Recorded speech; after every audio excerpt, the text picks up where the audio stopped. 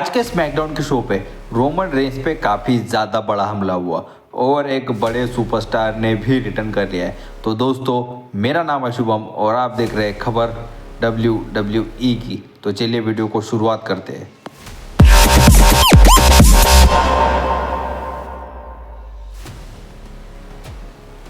Show की शुरुआत ही Cody Rhodes ने की।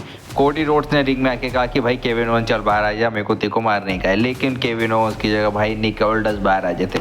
निक ऑल्डर्स आके कोडी रोड्स से कहता है कि भाई कोडी, केविन तो यहाँ पे नहीं है, केविन ओवंस फिलहाल सस्पेंड चालू है। मैं तेरा गुस्सा समझ सकता हूँ कि उसने पाइल ड्राइवर लगाया रेंडी ऑर्टन पे, वो एक बैन मूव था। तो WWE ने उसे बैन क्यों किया? क्योंकि उससे कई ज़्यादा रेसलर के करियर खराब हुए, कई ज़्यादा रेसलर तो व्हील चेयर पर भी एंड हुए। इसकी वजह से हमने उसे बैन किया। तो कोडी रोड्स कहती कि भाई वो मेरे को सब मत बता, चुपचाप तो केविन ओवंस को बुला। तो निक ऑल्डर्स कहती कि भाई केविन ओवंस तो सस्पेंड है और उसके ऊपर इंक्वायरी चालू है। जब तक हायर WWE को ऑफिशियल परमिशन नहीं देते वो तो नहीं आने वाला। फिर कोडी कहती कि भाई ठीक है, तो मैं उसके घर पे जाके उसके पटक के मारूंगा, ठीक है। फिर उसके बाद हमें शो पे देखने को मिलता है क्वालिफायर मैच।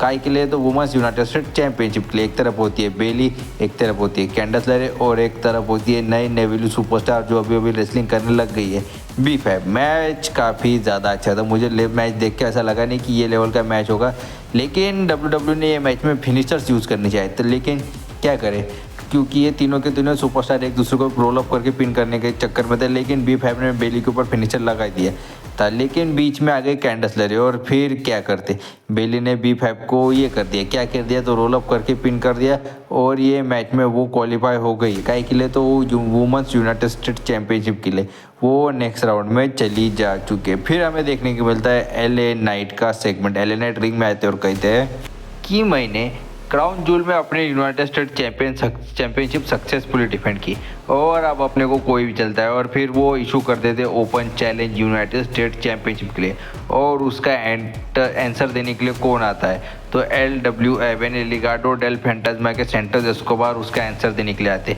वो बाहर आते और कहते कि भाई मैं तेरे को चैलेंज करता हूँ, मैं तेरा नेक्स्ट चैलेंज दूँ। लेकिन LA नाइट को चैलेंज करने से पहले वो कहते हैं कि भाई इलेक्ट्रल ऑफिस में तो वुमेन्स यूनाइटेड स्टेट चैंपियन बन सकती है और मैं तेरी चैंपियनशिप जीत के हम दोनों चैंपियनशिप रहेंगे, यानी दोनों चैंपियनशिप होल्डर रहेंगे LWF में। तो LA नाइट देखते हैं कि भाई ये बर्तो मुझे इतना क्यों घूर रहा है और वो कहते हैं कि भाई बर्तो तू ज़्यादा मुझे घूर रहा है, तो चल आजा अपन दोनों मैच लड़ लेते हैं, मैं तुझे मैच में हराऊंगा। और वो कहते हैं कि अगर इलेक्ट्रा लोपेज चैंपियन बन गए तो वो मुझे कहेगी डैडी LA नाइट। ये सुन के तो बर्तो को और ज़्यादा गुस्सा आता है और वो फिर अटैक कर देते हैं LA नाइट के ऊपर। लेकिन एक बार जब ऑफिशियली मैच चालू हो जाता है यूनाइटेड स्टेट चैंपियनशिप के लिए तो बर्तो को कुछ करने का मौका ही नहीं देते LA नाइट। बर्तो ने काफ़ी ज़्यादा अपर हैंड लेने की कोशिश की, लेकिन LA नाइट ने उन्हें ऐसा करने नहीं दिया। उन्होंने टॉप रोप पर से एल्बो लगाया, उसके बाद लगाया अपना फिनिशर बर्तो के ऊपर और ये मैच में उन्हें पिन करके यह मैच जीत लिया। लेकिन खास चीज़ तो मैच ख़त्म होने के बाद आती है। वहाँ पे हमें देखने के लिए मिलता है एक बहुत बड़े सुपरस्टार का रिटर्न। मेरे नज़र में तो ये बहुत बड़े सुपरस्टार है, ये दूसरे तीसरे कोई नहीं, the king of strong style Shinsuke Nakamura है। वो आते ही सबसे पहले अटैक कर देते LA नाइट के ऊपर, उसके ऊपर लगाते उनके शिंसुके नाकामुरा लगाते क्या लगाते हैं तो उनका फिनिशिंग मूव किंग शासन लगा के वो बैक स्टेज चले जाते हंसते, उसको कहते कि चल चल पड़ी ते को, पड़ी ना, लगी ना ते को भी।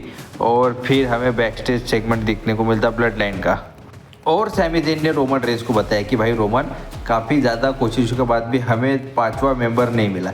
तभी हमें पता चलता है कि एरिना में न्यू ब्लड लाइन की एंट्री हो चुकी है। तो सोलो सिक्वा रिंग में आके कहते हैं कि भाई तुम सब लोग मुझे एक्नॉलेज करो, ऐसा वैसा कह के क्राउड काफ़ी ज़्यादा उन्हें वो भी करता है। और तभी फिर हमें एंट्री मिलने देखने को मिलती है द OG ब्लड लाइन की, रोमन रेंस, सैमी ज़ेन और द उसोस की। ये चारों के चारों सुपरस्टार रिंग में आते ही द न्यू ब्लड लाइन के साथ ब्रॉल शुरू करने के लिए तैयार हो जाते हैं और ब्रॉल हमें देखने के लिए भी मिलता है। और ब्रॉल में काफ़ी हद तक द न्यू ब्लड लाइन की ये रहती क्या रहती है, तो उनका डाउन हैंड रहता है, उनको पिटाई पड़ती रहती है। लेकिन एक बार जब लगता है कि अब कुछ खरा नहीं, अब होगा द OG ब्लड लाइन का आतंक, तभी हमें देखने के लिए मिलता है ब्रॉन्सन रीड का जलवा। ब्रॉन्सन रीड आके रोमन रेंस के ऊपर अटैक करते हैं। उसके बाद तो फिर कुछ काम का ही नहीं रहता है, क्योंकि बाकी द ओजी ब्लड लाइन के मेंबर फाइट बैक करने की कोशिश करते हैं लेकिन वो ज़्यादा कुछ कर नहीं पाते। और उसके बाद जो पड़ता है रोमन रेंस को समोन स्पाइक, फिर उसके बाद लगाते हैं जेकब फाटू रोमन रेंस के ऊपर टॉप रोप से मून शॉट, और उसके बाद लगाते हैं ब्रॉन्सन रीड रोमन रेंस के ऊपर सुनामी, और उसके बाद तो ख़त्म हो जाते हैं रोमन रेंस पूरी तरह।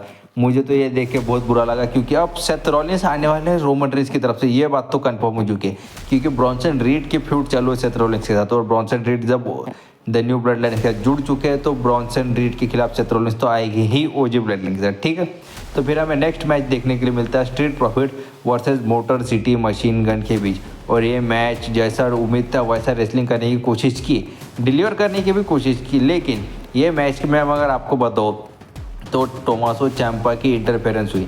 तो क्यों इंटरफेरेंस हुई? तो टोमासो चैम्पा का यहाँ पे ऑफिशियली हील टर्न भी हो चुका है। कुछ दिनों से ये खबरें आ रही थी कि मोंटेस फॉर्ड का हील टर्न होने वाला है, लेकिन तो यहाँ पे टोमासो चैम्पा का हील टर्न कर दिया था डब्ल्यू ने। तो ठीक है, बात कर लेते हैं। वो आते बराबर टोमासो चैम्पा मोंटेस फॉर्ड के ऊपर अटैक करते हैं।